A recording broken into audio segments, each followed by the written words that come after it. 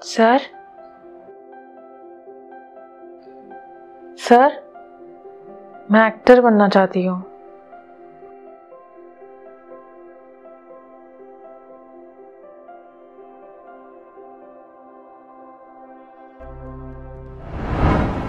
तो इन्हें जानिए। किन्हें जानिए? इंडस्ट्री के सही लोग। कौन है ये सही लोग? Those who say no to compromise.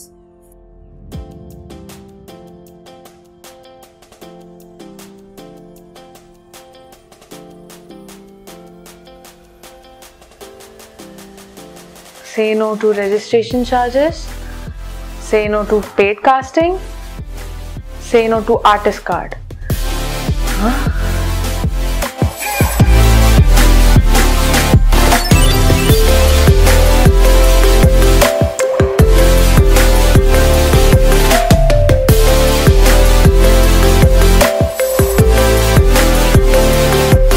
अगर आप एक्टर बनना चाहते हो तो इंडस्ट्री के सही लोग की वीडियो सीरीज विपुल भट्ट के चैनल पे जरूर देखिए।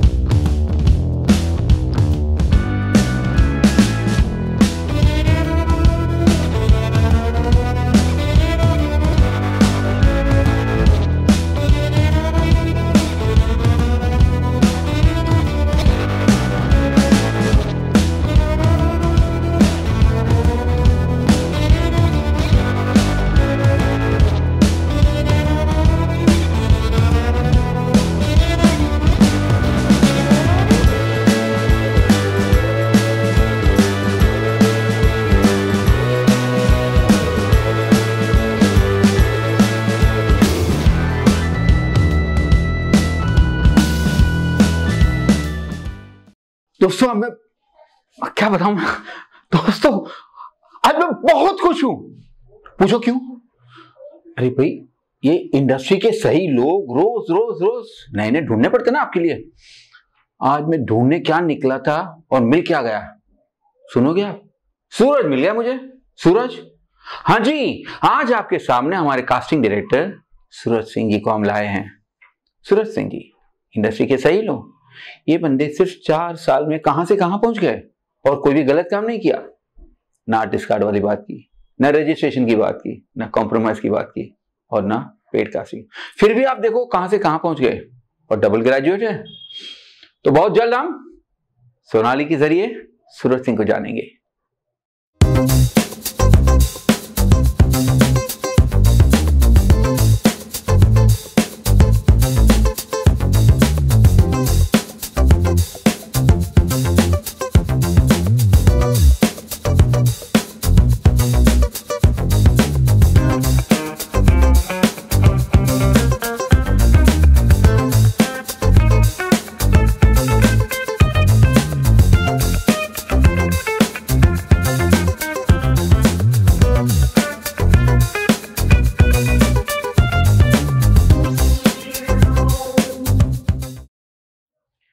Hello friends, welcome to Vipul Bhatt channel.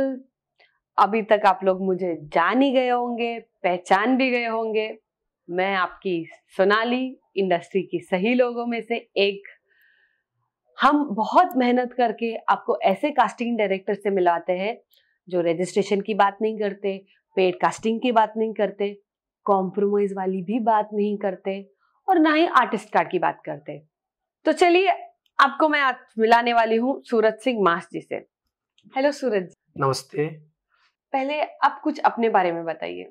जी, मैं मिर्जापुर से हूँ, उत्तर प्रदेश से। तो शुरू में जब मैं यहाँ पे आया तो मैंने फिर छोटे से शुरुआत किया, मैंने कुछ सीरियल्स किए। तो वहाँ पे क्या हुआ कि मैंने नोटिस किया कि यहाँ पे इनकम जो होता है, इनकम का स्रोत होता है, कम से लेके ज्यादा तक होता है। आप यहाँ पे 200-500 से लेके आप जो है 2-5 लाख तक, 2-5 करोड़ तक पर डे कमा सकते हैं। ये सबसे मेन मोटिव है। लेकिन डिपेंड करता है कि यहाँ पे आपका लक साथ दे रहा है कि नहीं दे रहा है, यहाँ पे आप किस हिसाब से रह रहे हो, कैसा पोजीशन है, आप से लोग कैसे मिलते हैं। तो उसके बाद मैंने छोटे काम किए, फिर छोटे काम से करते करते करते फिर मैंने एज अ कोऑर्डिनेट शुरू किया। एज अ कोऑर्डिनेटर के बाद से मैंने एज अ कास्टिंग डायरेक्टर काम किया। मैंने सीरीज की कास्टिंग की, मैंने वेब सीरीज की कास्टिंग की, मैंने मूवी किया, फिल्म्स किए, मैंने ऐड किए, मैंने सेक्रेड गेम किया, और उसके साथ साथ मैंने सेक्रेड गेम के साथ साथ मैंने मिर्जापुर 2 की भी कुछ कास्टिंग्स की है। और फिर मैंने बहुत सारे किए। ऐड में जैसे मैंने sky bag, VIP bag, Viviana mall, और मतलब ये समझे कि मैंने कम से कम तो 300 के ऊपर मैंने ऐड की कास्टिंग की। और जहां तक सीरियल्स की बात रही तो मैंने शुरू में सीरियल्स की भी कास्टिंग की अपने डेली सॉप की, बट उसके बाद मुझे लगा कि डेली सॉप का जो भी है जोन सही नहीं है, तो फिर मैंने जो है अपने एपिसोडिक शुरू किया। तो मैंने क्राइम शोज किए, मैंने अपने सावधान इंडिया किया, क्राइम पेट्रोल किया, तो ये सब मैंने शुरू किया। मुझे लगा कि कास्टिंग का जो ऑप्शन बेस्ट है, लेकिन इसमें भी मेहनत है। जैसे लोग बोलते हैं यार कि आप ये कर रहे हो, वो कर रहे हो, ऐसे कर रहे हो, वैसे कर रहे हो, ऐसा नहीं होता भाई। मेहनत सभी में होते हैं, चाहे छोटा काम हो उसमें मेहनत होता है, बड़ा काम हो उसमें मेहनत होता है। सो आप कितने साल से मुंबई में हो? मुझे 3 साल हो गए, मेरा ये 4था साल है। और अपने आपका एजुकेशन क्वालिफिकेशन? एजुकेशन मैंने जो है मैं कभी भी ना जब कुछ भी करता था तो मैं ऑप्शन लेके चलता था। ऑप्शन मतलब कि मैंने बीए किया, बीए के बाद मैंने एमए किया, ये मेरा जो है मैंने ये यूपी से किया। फिर मैंने बीसीए किया, मैंने जो है मध्य प्रदेश से पढ़ाई की, तो मैंने बीसीए वहाँ पे ऑप्शन रखा कि ये कंप्यूटर का है तो ये बीए है, ताकि अगर मुझे कभी बीए से काम ना मिले, मुझे बीए से जॉब ना मिले, तो मैं उस चीज को मैं बीसीए कन्वर्ट कर दूं कंप्यूटर लाइन में। इसीलिए मैंने फिर 2 ऑप्शन में लेके चलता था। सो बेसिकली आपने एक बैकअप प्लान रखा? जी हाँ, बिल्कुल, हमेशा। एक एक्टर के लिए बेसिकली बैकअप प्लान का बहुत जरूरी होता है। बिल्कुल बिल्कुल बिल्कुल, सबके लिए होता है, एक्टर के लिए नहीं। यहाँ पे कोई भी हो, चाहे एक्टर हो, चाहे डायरेक्टर हो, चाहे कास्टिंग डायरेक्टर हो, चाहे प्रोड्यूसर हो, सभी का अपना एक बैकअप प्लान होता ही है और होना भी चाहिए। क्योंकि आप जिस के लिए हैं, अगर वो नहीं हुआ तो आप डिप्रेशन में जाएंगे, आपको इश्यूज होंगे, प्रॉब्लम्स होंगे। इससे अच्छा एक बैकअप प्लान रखते हैं ना, तो बैकअप प्लान से क्या होता है कि आपका ये नहीं बिजनेस साथ दिया तो आपका दूसरा वाला बिजनेस साथ दिया, तो उसमें आप डिप्रेशन में नहीं जाएंगे, प्रॉब्लम्स में नहीं जाएंगे। ये सब बहुत सारी चीजें होती है। मेरा तो मानना है सबको बैकअप रखना चाहिए अपना। So हम ये जानना चाहते हैं कि आपने इतनी सारी प्रोफाइल्स मंगाया होगा, तो उसको कैसे शॉर्टलिस्ट किया? आपको अगर कोई इम्प्रेस करना चाहता है तो फर्स्ट थिंग आप किससे इम्प्रेस होते हो? सीन क्या होता है कि हम लोग जब कुछ भी कास्टिंग करते हैं तो एक बार हम लोग प्रोफाइल शेयर चेक करते हैं, नहीं तो हम तो बहुत सारे लोग तो डीपी से ही नोटिस कर लेते हैं। अब हमने क्या किया कि अब पूरा प्रोफाइल में फोटो चेक करने से अच्छा हमने क्या किया, डीपी पे क्लिक किया। और बेसिकली एक्टर को डीपी पे भी ध्यान देना चाहिए। थोड़ा बहुत, हाँ, जहां तक बहुत सारे लोग हैं। क्योंकि क्या होता है, अब प्रोफाइल चेक करना, लोगों को जो है वो प्रोफाइल डाउनलोड करना, बहुत सारे लोगों को कंफ्यूजन होती है। तो हम लोग क्या होता है, थोड़ा सा एक बार डीपी क्लिक किए, हमको लगा कि हाँ लुक में जा रहा है, तो हम उसको उठा लेते हैं, फिर बाद में प्रोफाइल पे जाते हैं। लेकिन ये चीजें कब होती हैं, डीपी पे जाना जो बहुत अर्जेंट होता है कि यार वो हुआ, तो हम लोग क्या करते हैं, कंटिन्यू करते जाते हैं, इसकी डीपी अच्छी है, थोड़ा सा ये अच्छा है। लेकिन जो कि देखा जाए तो यार फोटो बेस्ड पे कास्टिंग जो होती है वो बहुत ही मतलब बहुत बेकार एक्सपीरियंस रहा है। क्योंकि यार लोग होते कुछ और हैं, दिखता कुछ और है। हम सेकंड गेम की कास्टिंग कर रहे थे, हमने क्या किया कि फोटो में लड़की कुछ अलग थी, हमने उसको लॉक कर दिया। सेट पे आई वो बिल्कुल ऐसी निकली कि यार हम एक्सपेक्ट नहीं कर पाए। सामने ईपी, प्रोडक्शन, डायरेक्टर, सब क्या है, ये क्या है। मतलब मैं तो यही कहना चाहूंगा कि आपका जो रियल है ना, आप रियल ही रखिए। अब किसी की क्या होती है कि हाइट होती है 5'4", वो लिख देते हैं, मेंशन करते हैं 5'6". किसी ने कोई कभी कुछ काम नहीं किया होता है फिर भी लिख देते हैं ये, तो नॉर्मल बात है, लोग नोटिस करते हैं। तो मेरा सिर्फ इतना ही कहना है कि एटलीस्ट आपका जो रियल है वो रियल है। कभी कभी कुछ चीजें हो जाती है, डायरेक्टर से भी गलती हो जाती है, कास्टिंग डायरेक्टर से भी गलती हो जाती है, कुछ कोऑर्डिनेटर से हो जाती है, ईपी से हो जाते हैं, बहुत सारे लोगों से गलती हो जाती है। लेकिन मैं कहना चाहूंगा कि आप अपने तरफ से बिल्कुल क्लीन 100% ऑनेस्टी दिखाएं। बिल्कुल। तो आप बात कर रहे थे कि प्रोफाइल्स में क्या क्या होने चाहिए? प्रोफाइल्स में देखा जाए तो सबसे जो मेन होता है प्रोफाइल्स में, नेम तो नॉर्मल सी बात है।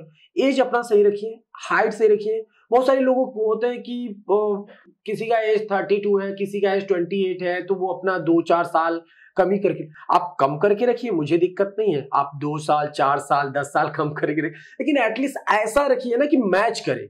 मुझे पता है कि आप 28 के हैं, तो आप 28 को हो ना तो आप 26 में जाओगे, 20 7 में जा सकते हो, आप सीधा 28 से आप 24 लिख दोगे तो 4 साल का डिफरेंट बहुत ज्यादा हो जाता है, लोगों को पता चलता है। हमें तो पता रहता है कि हाँ ये बंदा ये बंदी इतने साल की होगी, तो सोचो अपने मन में डाउट्स रख के हम किसी और के मतलब दिखाएं कि नहीं मैं तो अभी 22 ईयर्स की हूँ, मैं तो 24 ईयर्स की हूँ, मैं तो ये हूँ वो हूँ। ये सब चीजें थोड़ा क्लियर रखिए क्योंकि लोगों को दिखता है स्क्रीन एज बेसिकली देखा जाए तो स्क्रीन एज मैनेज वो होता है कि मेन होता है स्क्रीन एज। लेकिन क्या होता है आदमी जब कभी फेस टू फेस मिलता भी है, डायरेक्टर प्रोड्यूसर कास्टिंग ईपी किसी से भी मिलता भी है, तो एटलीस्ट उसके पता तो चलता है ना कितने सारे लोग होते हैं, लड़के होते हैं लड़कियां होती हैं, लड़कियां सबसे ज्यादा। I am only 22 years, I am only 24 years, तो देन दिखता है यार, कुछ भी होता है हमें दिखता है कि हाँ आप कितने साल के हो, वो कितने साल के हैं, तो देन अपने कम रखिए आप एज, 1 साल 2 साल 2.5 साल 3 साल, बट इतना मत कर दीजिए कि सामने वाला बिल्कुल ही समझ जाए हाँ हाँ मैम। अब उसको क्या है, आपने बोल दिया 22, तो थोड़ी नहीं बोलेगा नहीं नहीं आपकी इतनी एज है, बोलेगा हाँ मैम ठीक है चलेगा। फिर बाद में क्या होगा, बाद में हमारे साथ बैठेगा प्रोड्यूसर डायरेक्टर, बोलेगा अरे यार ये तो इतने साल की थी, इतने साल की बता रही थी। ये चीजें बहुत ज्यादा मैटर, इंप्रेशन वहां पे उधर ही इंप्रेशन खराब होता है। हो जाएगा। हाइट का बहुत ज्यादा मैंने नोटिस किया, हाइट आपका क्या है, हाइट सही रखिए, अपनी एज 1-2 साल 3 साल थोड़ा सा डिफरेंट रखिए, आप अपने लुक के हिसाब से रखिए। और प्लस आपने जैसे जो भी मेंशंस किए हैं, आपने जो भी वर्क लिंक्स मेंशन किए हैं, यहाँ पे लोग क्या होता है कि आप अपना पोर्टफोलियो भेजिए, यहाँ पे लोग बोलते हैं आप अपना ये भेजिए। पोर्टफोलियो कहाँ लगता है, पोर्टफोलियो कहाँ लगते हैं, कैटलॉग कहाँ लगते हैं, ऑडिशंस कहाँ लगते हैं। अगर हम कभी कोई प्रिंट शूट करते हैं, हमने कोई प्रिंट शूट किया, एड प्रिंट शूट किया, वहां पे हमें जरूरत होती है कि आपका पोर्टफोलियो चाहिए, लेकिन बेसिकली और कहीं हमें पोर्टफोलियो की जरूरत नहीं होती है। हमारे बहुत सारे एक्ट्रेस ऐसे बहुत सारा पैसा दे के फंस जाते हैं पोर्टफोलियो के लिए। ये जहां तक माना जाए तो मैं नहीं कहता हूं कि आप पोर्टफोलियो ना कराइए, आप नेचुरल पिक्स रखें। नेचुरल पिक्स बहुत ज्यादा बेटर होता है, क्योंकि नॉर्मल सी बात है, हम जब कभी भी लॉकिंग करते हैं ना, तो हमारा लास्ट यही होता है कि हमारा डायरेक्टर बोलता है, हमारा क्रिएटिव बोलता है आप उनका एक नॉर्मल सेल्फी पिक्स मंगा लीजिए, ताकि उसमें क्या होगा, उनको करंट लुक चाहिए होता है, तो उनको पता चलना चाहिए कि हमारा करंट लुक क्या होता है, तो हम उस हिसाब से करते हैं। और ये पोर्टफोलियो जहां तक होता है, पोर्टफोलियो तो एक नॉर्मल सा होता है, जैसे हमने कभी प्रिंट शूट किया तो एक रेफरेंस मंगाते हैं कि हम आप अपना कैटलॉग दे दीजिए, अपना रेफरेंस, तो जरूरत होती है। और जहां तक है आप ऐड कर रहे हो, वेब सीरीज कर रहे हो, मूवी कर रहे हो, तो वहां पे ज्यादा से ज्यादा फोकस आप अपने ऑडिशन पे दीजिए, अपने लुक पे दीजिए, अपने फेम पर दीजिए, क्योंकि वहां पे हम लोग जो सिलेक्शन करते हैं, डायरेक्टर प्रोड्यूसर क्रिएटिव हम बैठ के सिलेक्शन करते हैं, वहां पे हम आपका ऑडिशंस देखते हैं। ऑडिशंस में भी लोग मेकअप ले कर लेते हैं, ये कर लेते हैं, वो कर लेते हैं। मेकअप से इंपॉर्टेंट होता है हम आपकी एक्टिंग को देखते हैं, हम आपके एक्सप्रेशंस को देखते हैं, हमें वो इंपॉर्टेंट होता है। हमें आपका मेकअप नहीं देखना है, हमें आपका ड्रेसअप क्लोजअप नहीं देखना है, हमें सबसे ज्यादा इंपॉर्टेंट होता है कि हम आपका जो है एक्टिंग देखें, एक्सप्रेशन देखें, आपके एक्टिंग देखें, आपके हाव भाव ताव देखें। और ये जहां तक है जो है मेकअप कॉस्ट्यूम, ये तो हम जब जैसे चाहे उस हिसाब से हम मैनेज कर सकते हैं। तो बेसिकली कितने फोटोज अटैच होने चाहिए? बेसिकली देखा जाए तो अगर आप हैं तो आप 6-7 फोटोज अटैच कर सकते हैं। उसमें से आप क्या रखिए कि आप टोटल 2 टाइप के होते हैं, एक तो होता है इंडियन वेयर, एक होता है वेस्टर्न। तो आप 1-2 फोटोज इंडियन रखिए, 2-3 फोटोज वेस्टर्न रखिए। बहुत ज्यादा भरमार भी भेज के फायदा नहीं होता है कि आप कंटिन्यू किसी को 20, 25, 30, 40, 50 फोटो भेज दीजिए। अब डिपेंड करता है कि आप कैसे कर रहे हो। अगर सामने वाला बंदा डिमांड कर रहा है कि आप मुझे इतनी फोटोज भेजो, आप मुझे ऐसे भेजो, तो आप भेज सकते हो। लेकिन आप बेसिकली 7-8 रखो, जिसमें से आप 1-2-3 अपने इंडियन में रखो, 2-3 अपने वेस्टर्न में रखो, कुछ अपने साउथ लुक में रखो। तो इस तरीके से आप फोटोज रख सकते हैं कुछ। आपके इतने साल के अनुभव से ऐसी कोई घटना जिससे हमारे दर्शकों के लिए, नए एक्ट्रेस के लिए कोई ऐसा अलर्टनेस, ऐसा कोई इंसिडेंट जो आप हमारे साथ शेयर करना चाहेंगे? अब मैं बताता हूँ, मैं एक साउथ की मूवी की कास्टिंग कर रहा था। हम लोगों ने प्रॉपर एक मीटिंग किया, सब कुछ किया। हम लोगों साउथ की लड़की को हमने डन किया साउथ की मूवी के लिए। साउथ की ही लड़की थी, वो जो है हैदराबाद से ही थी। हमने जब डन किया उसको, सब कुछ ओके हो गया, हम लोगों ने एग्रीमेंट कर लिया, तो 5 लाख रुपए में हुआ एग्रीमेंट। उसमें से 1 लाख कास्टिंग फीस हुआ और प्लस 4 लाख रुपए लड़की को। अब लड़की ने क्या किया वहां पे कि लड़कियों का दिमाग देखिए, फटाफट डायरेक्टर का नाम, प्रोड्यूसर का नाम इंस्टा पे सर्च करना, फेसबुक पे सर्च करना, और सर्च करके फिर डायरेक्ट मैसेज करना, सर अभी हम आपसे मिली थी ना, हमने एग्रीमेंट किया था आपके साथ, ये वो। अब उसके बाद क्या होता है कि हम लोग का भी सेटिंग होता है, सबका सेटिंग होता है, कोई भी होता है जैसे प्रोजेक्ट दिलाता है, अब प्रोडक्शन से सेटिंग होता है, ईपी से सेटिंग होता है, सबसे अपना अलग अलग होता है। अब वो फिर क्या होता है कि अब जब इतना होने के बाद लड़की मैसेज करती है, सर आप जो 4 लाख रुपए दे रहे हैं 20 डेज का, आप एक काम करें ना, आप मुझे 5 लाख पूरा का पूरा दे दीजिए। आप क्यों किसी को बीच में रख रहे हैं, क्यों इंक्लूड कर रहे हैं आप? अब आपको क्या, लड़की होके किसी डायरेक्टर और प्रोड्यूसर को अब देगी, चांस देगी कि आप, मैं रेडी हूं सर, आप मुझे पे कर दीजिए, तो नॉर्मल बात है डायरेक्टर और प्रोड्यूसर का मन चेंज होगा ही। लेकिन जब क्या होता है, जिसने मुझे काम दिया है, जिसने प्रोजेक्ट दिलाया है, जिसने वो हुआ है, डायरेक्टर जेन्युइन है, सब कुछ, वो सीधा कॉल करेंगे, यार ये क्या है सूरज, ये क्या है सौरभ, लकी, जो भी होता है, सबका अपना अपना बोलते हैं, सबका अपना अपना मेंटेलिटी होता है। यार वो लड़की मुझे मैसेज, तो डायरेक्टर का मैसेज आता है, कॉल आता है हमें कि आपकी लड़की जो आपने फाइनल किया, वो लड़की हमें कॉल मैसेज करके बोल रही है इंस्टा फेसबुक से कि आप मेरे साथ जो भी कर लो, जैसे भी कर लो, लेकिन आप जो पेमेंट उधर दे रहे हो आप मुझे दो, आप क्यों किसी को बीच में इंक्लूड कर रहे हैं? तो इसमें सोचिए, फिर हमें क्या करना पड़ता है, हमें उस लड़की को कॉल करना पड़ता है, हमको उसको कैंसिल करना पड़ता है। अब लड़की मुझे सामने से बोलने लगी कि सूरज आप समझ नहीं रहे हो, मेरा थोड़ा पैसे का प्रॉब्लम था, मेरा इशू था, मेरा घर का इशू था। अगर आपको कुछ चीज का इशू है, पैसे का इशू है, तो आप पहले मुझे क्लियर करो ना। एक काम करिए, आप मुझे 4 लाख नहीं, आप 5 लाख ही दिलाइए, क्योंकि मुझे उतनी की जरूरत है। हम सामने बात करेंगे, हम चीट करेंगे, देखेंगे, ताकेंगे, हम उतना आपको दिलाएंगे जितना आपका हक है, जितना जो भी है। लेकिन आप एक बार आप किसी का हक मार के, किसी की वो चीजें मार के और किसी को आगे नहीं बढ़, वो गलत बात हो जाती है। So बेसिकली कास्टिंग डायरेक्टर और कोऑर्डिनेटर्स के साथ भी धोखा होता है, तो प्लीज कोई भी एक्टर्स ऐसे मत कीजिए, उनके कमीशन, उनका हक मत मारिए। जी हाँ, क्योंकि एक काम के चक्कर में आप अपना पूरी इंडस्ट्री में आपका नाम बिगड़। मैंने सुना है कि आप लोगों का एक ग्रुप भी होता है जिन लोगों को ब्लॉक ही कर देते हैं। हम देखते हैं कि अगर किसी ने धोखा दिया है, किसी ने चीटिंग की है, तो हम उसको बोलते हैं अरे ये तो ऐसा है, ये तो ऐसी है। ऐसा सभी के साथ होता है, ऐसा नहीं कास्टिंग डायरेक्टर और कोऑर्डिनेटर जो भी होते हैं वो दूध के धुले होते हैं, वो भी पैसे खाते हैं। लेकिन अपना फंडा यही है, अपना फंडा यही है, क्लीन एंड नीट वर्क करेंगे, अच्छा काम करेंगे, छोटा काम करेंगे, लेकिन हम किसी को कभी किसी प्रॉब्लम में नहीं होने देंगे। हमारी इंडस्ट्री तो वैसे भी थोड़ी बदनाम है।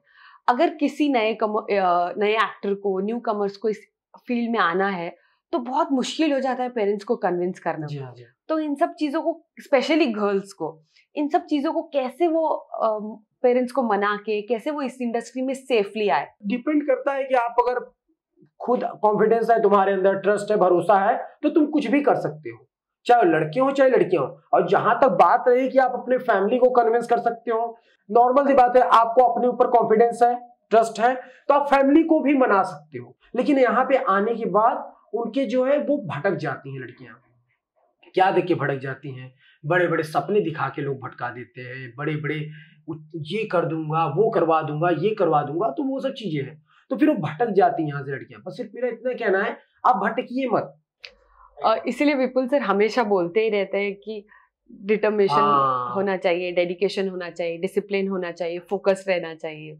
विपुल सर तो मतलब बहुत महान ग्रेट इंसान है, क्योंकि मैं जब से इंडस्ट्री में आया, मैं शुरू में इंडस्ट्री में आया, तो विपुल सर के तो बहुत सारे ग्रुप चलते रहते हैं, तो उसमें लोगों को बताना कहाँ सही हो रहा है, कहाँ अच्छा हो रहा है, कहाँ बुरा हो रहा है, कहाँ गलत हो रहा है, वो प्रॉपर गाइड करते हैं लोगों को। जितने भी एक्टर्स होते हैं, चाहे वो फ्रेशर्स हो, चाहे नोन हो, चाहे सेमी नोन हो, सबको वो फोकस करते, मतलब बताते रहते हैं कि क्या होता है। तो विपुल सर का तो मतलब मैं बहुत दिनों से चाहता था कि उनके दर्शन हो जाए, उनसे मुलाकात हो जाए। भगवान के दुआ से आज हो ही गई, वो भी एक अच्छे पोजीशन पे होने के बाद। मैं भी एक अच्छे पोजीशन पे होने के बाद आज मिला कि as a casting director Vipul sir से मिलना, विपुल भट्ट दादा से मिलना। और जहां तक है कि गॉडफादर लोग बोलते हैं कि गॉडफादर फिजूल के लोग होते हैं, गॉडफादर ऐसे लोग होते हैं, विपुल सर जैसे लोग गॉडफादर होते हैं जो लोगों को गाइड करें, बिना किसी रजिस्ट्रेशन के, बिना किसी लालच के, बिना किसी कमीशन के। ऐसे गॉडफादर होते हैं। नहीं तो लोग क्या होता है, यहाँ पे कोई कमीशन के चक्कर में पड़ा रहता है, तो कोई कुछ न कुछ मुझसे ये मिल जाएगा, वो मिल जाएगा, कंप्रोमाइज। बट ऐसा सीन बिल्कुल नहीं है। एक प्रकार से देखा जाए तो गॉड है वो हमारे लिए, गॉडफादर है हमारे लिए। हम तो बोलेंगे कि आप हमारे इंडस्ट्री के सही लोग के सीरीज को देखिए, लाइक करिए, शेयर करिए, सब्सक्राइब करिए, और आप एक सही लाइन पे जाइए, जहां पर आपको जाना है वहां पर जाइए। एटलीस्ट आप गलत लोगों से तो दूर ही रहें, जो धोखेबाजी करते हैं, चीटिंग करते हैं, और फिजूल के रजिस्ट्रेशन, फिजूल के आर्टिस्ट कार्ड, फिजूल के पोर्टफोलियो 30,000, 40,000, 50,000, लाख रुपए लगा के पोर्टफोलियो का कोई मतलब नहीं होता है। जहां जरूरत होती है सिर्फ वही करिए। यहाँ पे लोग आते ही सबसे पहले मैं पोर्टफोलियो बनवा के ऐसे बन जाऊं, मैं पोर्टफोलियो बना के वैसे बन जाऊं, ऐसा बन जाऊंगा, बस ये बिल्कुल नहीं होता। बराबर, आपका जैसा फेस वैल्यू है आपको वैसे ही काम मिलेंगे। पोर्टफोलियो बनाने से आप सुपरस्टार नहीं बन जाएंगे, ये हमारी बात है। बिल्कुल सही बात बोली आपने सूरज जी। सो फाइनली हमारे दर्शकों के लिए, हमारे नए एक्ट्रेस के लिए आपके मार्गदर्शन के कुछ 2 शब्द। मैं सिर्फ इतना ही कहना चाहूंगा कि आप यहाँ पे आते हैं, सबसे पहली बात तो आप अपने अंदर में कॉन्फिडेंस लेके आइए, पहली बात। दूसरा, ट्रस्ट रखिए अपने ऊपर कि हाँ मैं कर लूंगा, हाँ मैं कर लूंगी। आप बिल्कुल यहाँ पे आने के बाद क्या होता है, लोग गांव से शहर से एकदम जुनून लेके निकलते हैं, मैं ये करूंगी, मैं वो करूंगा, मैं ऐसा करूंगा। यहाँ पे आने के बाद लोग लोल हो जाते हैं, बिल्कुल खत्म, दूसरे का सुनने लगते हैं। आप दूसरों का ना सुनिए, आप अपने हिसाब से सुनिए। आप दूसरों का सुनो, एक कान से सुनो, दूसरे कान से निकाल दो, और दूसरों का सुनो, एक कान से सुनो। तो जो सुनने वाली चीजें हैं, जो रखने वाली चीजें उनको रखिए, और जो नहीं रखने वाली चीजें उनको फिल्टर कर दीजिए। तो इस तरीके से करिए कि आप सुनो सबकी, आप सबके सुनो। एक सक्सेसफुल इंसान है उसका भी सुनो, एक अनसक्सेसफुल इंसान है उसका भी सुनिए। आप एक छोटे का भी सुनो, एक बड़े का भी सुनो, लेकिन डिपेंड आपके ऊपर होना चाहिए कि आपको किस तरीके से चलना है, आपको क्या लेके चलना है। आप दूसरे, अब आप किसी ने बोल दिया आप ये करते रहो तो वही करते रहो, वो करते रहो वही करते रहो, तो इन सब चीजों से थोड़ा दूर रहिए। Thank you so much Suraj ji for your time. Welcome ma'am. देखा फ्रेंड्स, सूरज जी ने बहुत अच्छी बातें कही है। तो आज के लिए बस इतना ही। एक बात जरूर याद रखिए, आंसू आए तो खुद पोंछना, कोई और पोंछने आएगा तो सौदा करेगा। अगर आपको हमारा वीडियो अच्छा लगे तो प्लीज लाइक, शेयर और सब्सक्राइब कीजिए, and don't forget to press the bell icon. अभी मैं विपुल सर से रिक्वेस्ट करती हूँ कि वो इनका सम्मान करें। तो दोस्तों, हम जिस धरती पर रहते हैं, आप रोज सुबह उठकर देखते हैं सामने आकाश में इतना बड़ा सूरज आपको रोशनी दे रहा है, गर्मी दे रहा है, और इस धरती पर जीवन को समृद्ध कर रहा है। और वैसे ही एक सूरज सिंह मास हमारी इंडस्ट्री को उनके अमृत वचन से समृद्ध कर रहे हैं, और उनसे जो सीखा वो कभी भूलना मत। खास बात, किसी पे भरोसा करना मत, अपने बलबूते पर करना। यस, अपना आत्मविश्वास, अपना जोश, अपने बलबूते पर जो करना है करना, किसी की बातों में नहीं आना। हाँ, सुनने का सबका। मराठी में कहावत है, ऐकायचं जगाचं, करायचं स्वतःचं। मतलब दुनिया भर की सुनो बट करो अपने दिल की, है ना। सही सोचो। अगर तुम पढ़े लिखे हो, समझदार हो, तो दुनिया भर की बातें तो सुन लो, पर समझ लो कि हर बात में आपकी भलाई नहीं होगी। ज्यादा से ज्यादातर लोग आपको ऐसी सलाह देंगे जिससे उनका फायदा होगा, है ना। तो इतने अमृत वचन सुनने के बाद सूरज जी को एक अवार्ड तो बनता ही है ना। तो बस एक हमारी छोटी सी ट्रॉफी अब हम सूरज सिंह को देंगे। तब तक लगे रहिए। Thank you very much. So दोस्तों, वक्त आ गया है सोने की कदर करने का, सूरज सिंह मास की कदर करने का। और हम कौन होते हैं कदर करने वाले, बट हम अपनी तरफ से एक छोटा सा तोहफा एक देना चाहते हैं उन्हें, हमारी ट्रॉफी। तो मैं सूरज सिंह से रिक्वेस्ट करूंगा, सूरज सिंह जी प्लीज आप आइए। और नमस्कार। ये नहीं, बस आप हमारे दिल में हैं और दिल में ही रहेंगे। ये सूरज सिंह मास और ये है इंडस्ट्री के सही लोग। हिप हिप होरे, हिप हिप होरे, हिप हिप होरे।